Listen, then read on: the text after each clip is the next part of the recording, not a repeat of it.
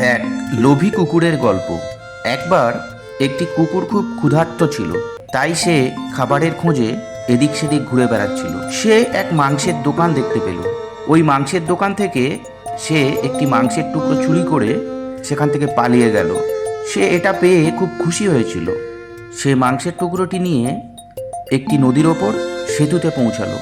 সেতুটি পার হওয়ার সময় সে জলের মধ্যে তার নিজের ছায়া দেখতে পেল। সে ভাবল সেটা আরেকটি কুকুর, যার মুখে একই রকম একটি মাংসের টুকরো রয়েছে। সে সেই মাংসের টুকরোটি পেতে চেয়েছিল, কারণ সে ছিল লোভী।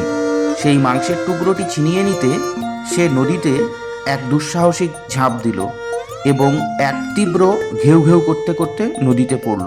যখন সে ঘেউ ঘেউ করার জন্য মুখ খুলল, তখন তার মুখ থেকে মাংসের টুকরোটি জলের মধ্যে পড়ে গেল। কুকুরটি ছিল বোকা। এর ফলে সে শুধু তার মাংসই হারালো না, বরং তার জীবনও হারালো। গল্প থেকে কি শিক্ষা পাওয়া গেল? অতি লোভে তাঁতি নষ্ট।